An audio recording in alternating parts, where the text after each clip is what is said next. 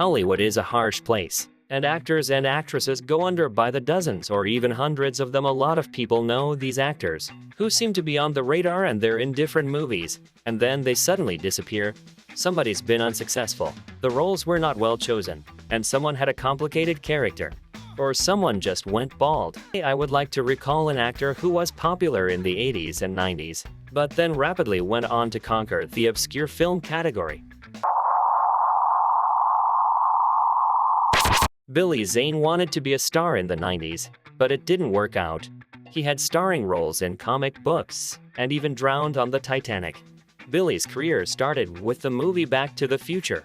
He's usually overlooked there, but he's there and glimpsed on the screen not too infrequently. Naturally, such a role cannot be called a breakthrough, but it helped his career.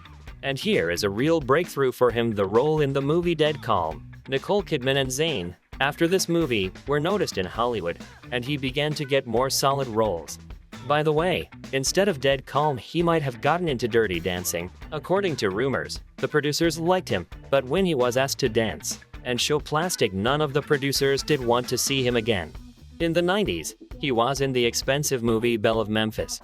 It was a famous story in America about a bomber crew called Memphis Belle. Warner Studios promoted the film for an Academy Award and assumed that all the young actors would now get a statuette and become big stars. In those years, Matthew Modine and Eric Stoltz were considered talented actors and were joined by Billy Zane. But the film failed at the box office. The box office managed to collect only $27 million, but at the box office, this failure did not affect Zane's career. Reviews for Memphis Belle are not bad, and Billy's career continued to go upward. A small role as an actor helped this in the hit series Twin Peaks. In 1992, Billy released 3 films at once: Orlando, Sniper, and Betrayal of the Dove. At the box office, all performed mediocrely, but critics noted Orlando. The picture won several Oscar nominations. In 1993, 4 films were released. Here, Billy wanted to be trendy and signed on for the erotic drama Lake Consequence. Then after the release of Basic Instinct, everyone wanted something erotic. But only a select few got lucky. Billy was not one of them and drowned in the lake. Danger Zone, where Robert Downey Jr. ran with Billy, also failed.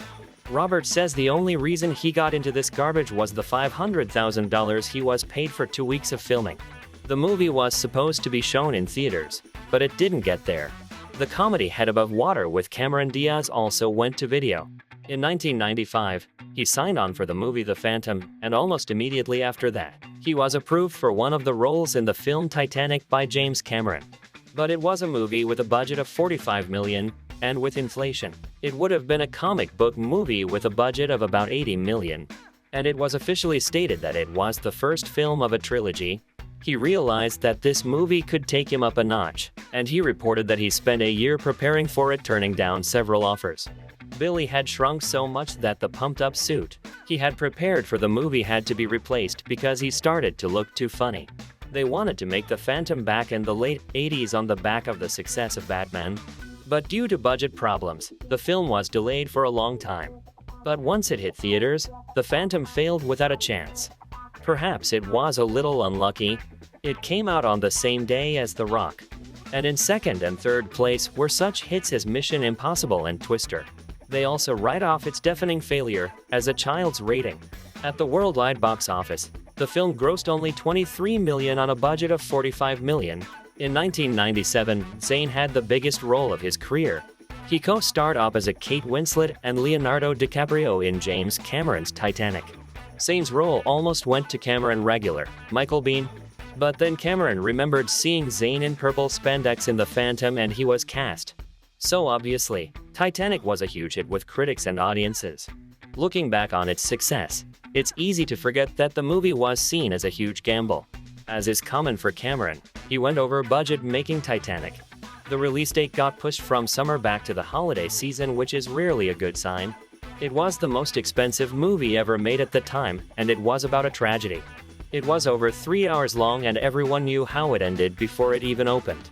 Instead, Titanic became the highest-grossing movie ever made at the time.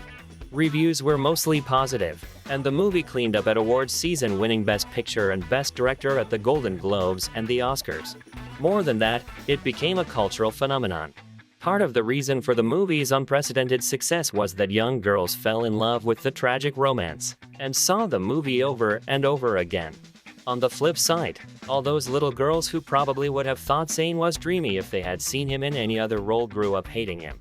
Although he got a nomination for the best villain on the MTV Video Opus, Billy didn't have a complicated character or an alcohol problem. Even James Cameron praised the actor, saying that Billy was terribly disciplined and always did what he was asked to do, and stayed out of the way with suggestions about his vision. The only thing that made him uncomfortable was the actor's baldness.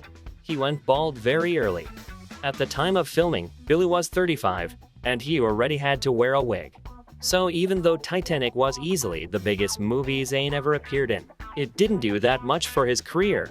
After Titanic, Zane's career took a sharp turn for the worse. He starred in the ultra-low-budget camp thriller, I Woke Up Early the Day I Died. Zane played a lunatic who steals a nurse's uniform and dresses up in drag to escape an insane asylum. Once free, he goes on a crime spree. It was based on a lost screenplay by the legendary worst director of all time Ed Wood. While the movie has sound effects and some narration, there is no dialogue. The end result was as bad as a real Ed Wood movie. The actor explains such a strange choice of roles to his divorce process. I married and divorced young and had to pay a lot of maintenance, so I took roles just for the money. They probably didn't help my career. In 1999, Zane co-starred opposite Timothy Dalton and Leonor Varela in the Hallmark TV movie, Cleopatra. Varela played the famous Egyptian queen, Dalton played Caesar, and Zane played Mark Antony. Continuing to make his alimony payments, Zane took any job and starred mostly in direct-to-video movies. Well, the final point of his career was the work on the film Blood Rain. Blood Rain was directed by Avi Bull, the man many consider to be the worst director of all time. Unlike Ed Wood, Bull's movies aren't charmingly inept. They are just plain bad. All the actors were terrified of the movie. Madsen trashed the movie but said he enjoyed working for Bull and would work for him again. Bull claimed that Madsen was drunk for most of the shoot, which may explain why he enjoyed it so much. Reportedly, Bull hired actual prostitutes for a scene with Meatloaf because Romanian prostitutes are cheaper than actresses. Blood Rain received terrible reviews and flopped at the box office. In spite of that fact, Bull went on to direct-to-video sequels. After that, if Billy appeared anywhere, it was in various small projects on TV. In the early 90s, everyone expected him to hit it big. But it just never happened. Zane's career consisted largely of independent movies, and when a movie he made did cross over to mainstream audiences, he was usually playing a scumbag. Having a major role in the biggest movie of all time can take your career to the next level, or it can make an entire generation of teenage girls hate you. As Zane pointed out, his financial situation with his large alimony payments forced him to work steadily. He wasn't in a position to be picky about what direction his career took. Sure, committing to a crappy horror movie pays the bills, but it also means you aren't available if a better offer comes along. Zane was jumping from one project to the next, which rarely leads to good career choices.